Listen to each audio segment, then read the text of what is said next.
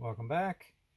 My last video kind of got cut short. I'm not sure what happened there with the phone, but I ended up putting at the end, put this rear cover on.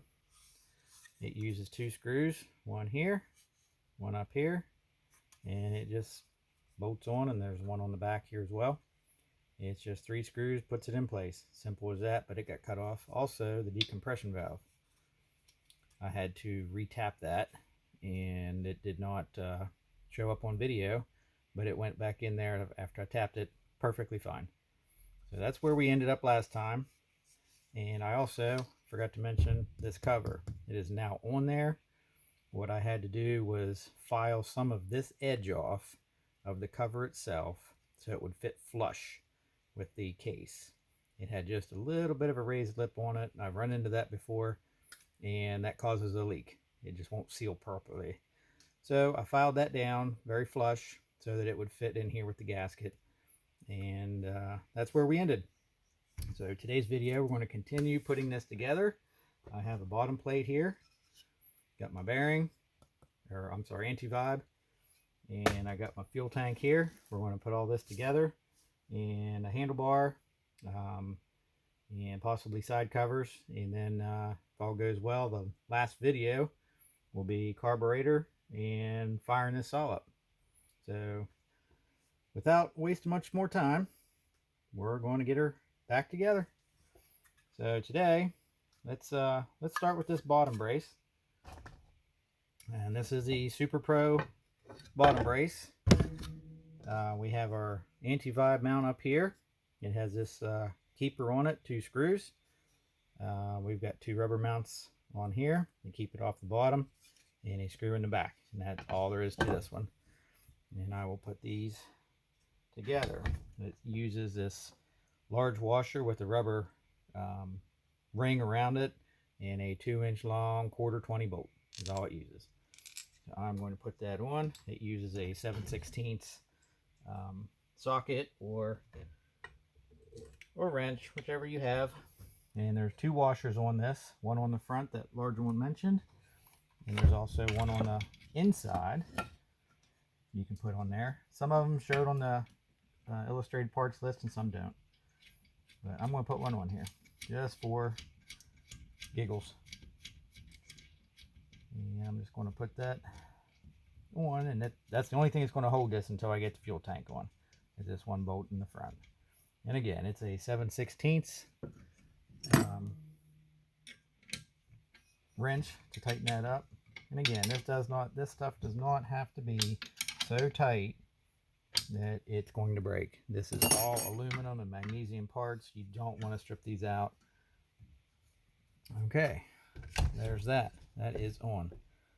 That'll help hold my engine in place. And now the ever-loving fuel tank. These are tricky to get on there. You have to go around this. You have to line this boot keeper up. Your anti-vibe in the back and the front. And I'm gonna, probably won't be in this video. I'm gonna just get this on here, but there needs to be a wire going from the engine to the fuel tank so that the kill switch works. I did not make one of those, so I will have to do that, or the kill switch will not work.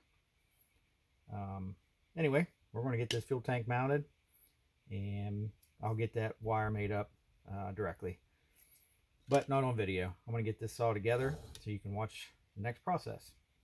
So we are going to get all my screws ready. I basically need to get some silicone and put around this boot. I always do that on the top side of the boot, because it definitely will, likely without question, leak a little bit. So let's see if I can get some of this stuff squeezed out. There we go. That'll squeeze out. There it is. Woo. Don't need a whole lot. I just put a goop of it around the edge. Try not to get any on the inside. And that helps seal underneath the carburetor.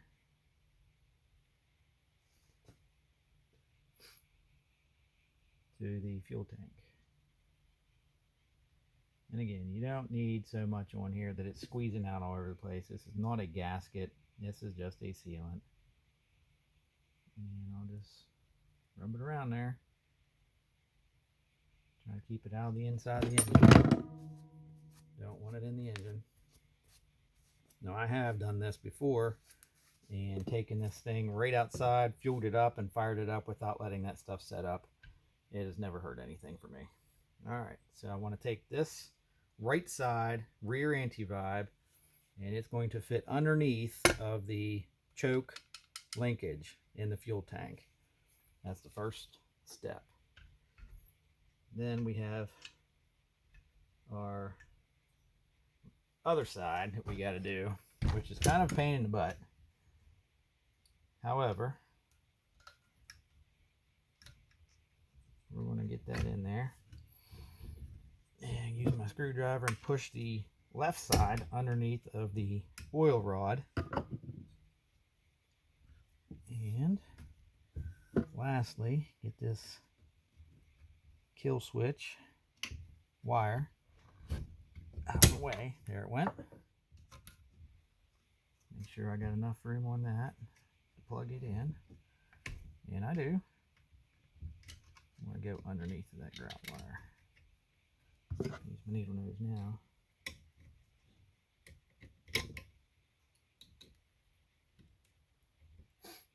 Get on there. There it is. All right. The oil pump, manual oil pump, does not, the way this one's designed, does not have a rod going into a pump on the engine top. It has a lever style on this model. So they're a little bit more forgiving to mess around with. All right, the next thing I'm going to do is line up this boot. I have to find it. Swing it around here. This boot clamp, brace, whatever you want to call it. And it takes two very, very small screws, both short and small. To line up properly. I don't know exactly what these are. I think they're 6/32, I think.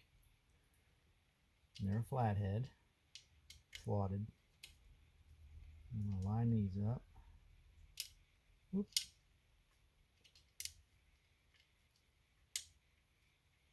There's one. And get the other one. It inherently never ever lines up perfect. It's just the way it rolls. There we go.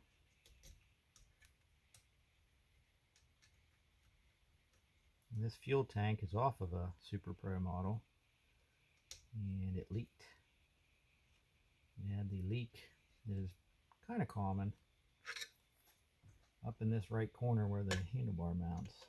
So it has been coated. I recoated it with red coat,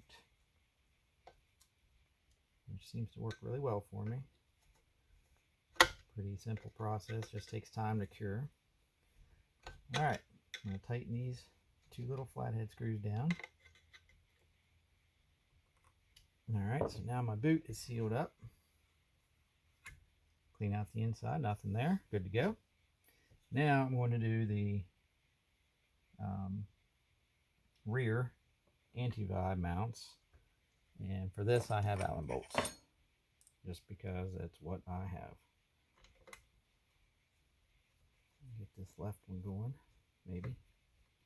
There it goes.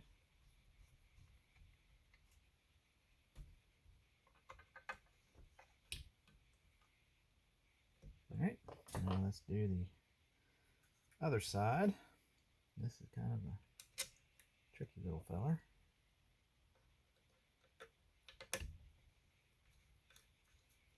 Got it.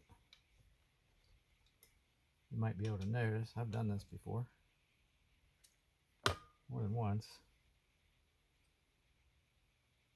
So now, what is that? That looks like a... Okay, we're alright. We're okay. Now let's do the front. These are 1/4 inch bolts. And on this front, I have to make sure that the spring for the oil pump is behind the anti-vibe before I put these 1/4 20 1/2 inch long bolts in it. Again, I'm going to take these back off camera and make my wire up, my kill switch wire, my grounding wire, so this kill switch will work. Right now, if I put it all together, it's not going to work. It uses a 7/16 wrench. I just want to get this together as best I can on camera so you can see the process. Okay, let's do the other side. And it lines up with a couple holes inside the fuel tank. Should line up. Usually you got to manipulate a little bit. 50-year-old rubber mounts sometimes don't move very well. This one I got to use an open end wrench, still 7/16. Just don't have the room for the box end.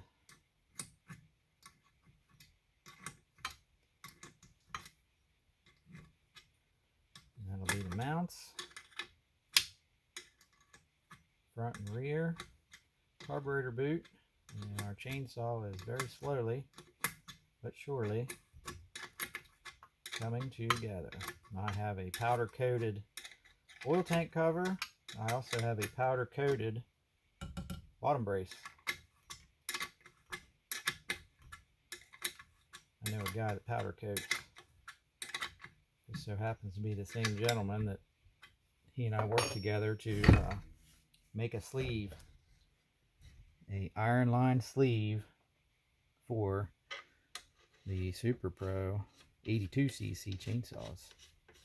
If you're interested in that, check out Arborist's site.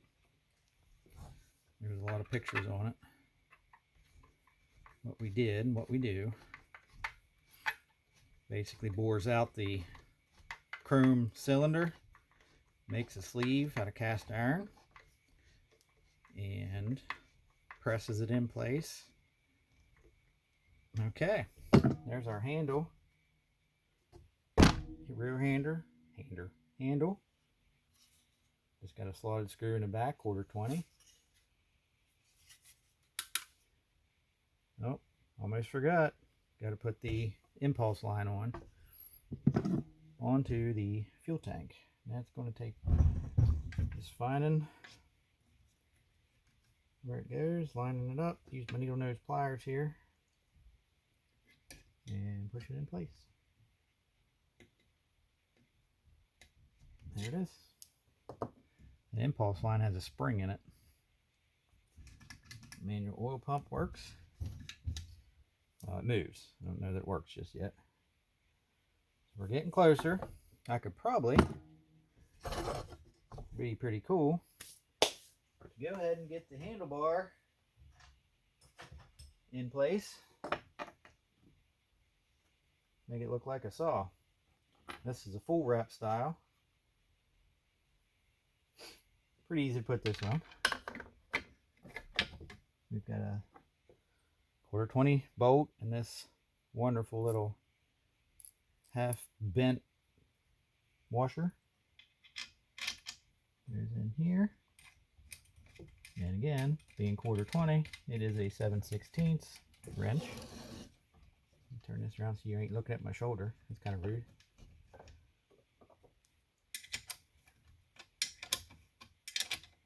Now, being that there are 2 different style, actually 3 different style wrap handlebars for these saws. This one, there's one where the spacing is slightly wider, right here, slightly wider for a chain brake.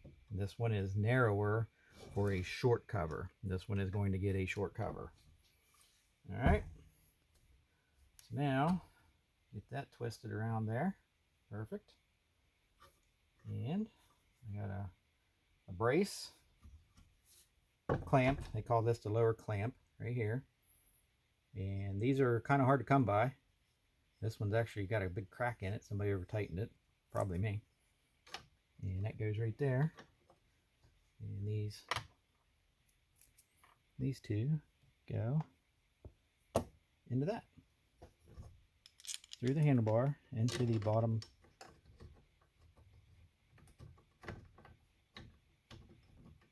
of the bottom brace. It's not powder coated. Can't have everything.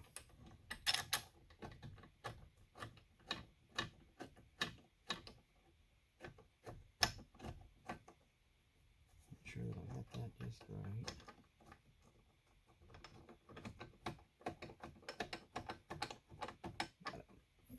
All right, these are a 5/16 bolt. Tighten these up. You do not want to over tighten these, or guess what? It's going to crack that lower clamp.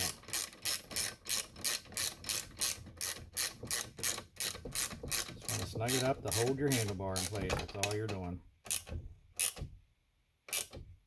That's it.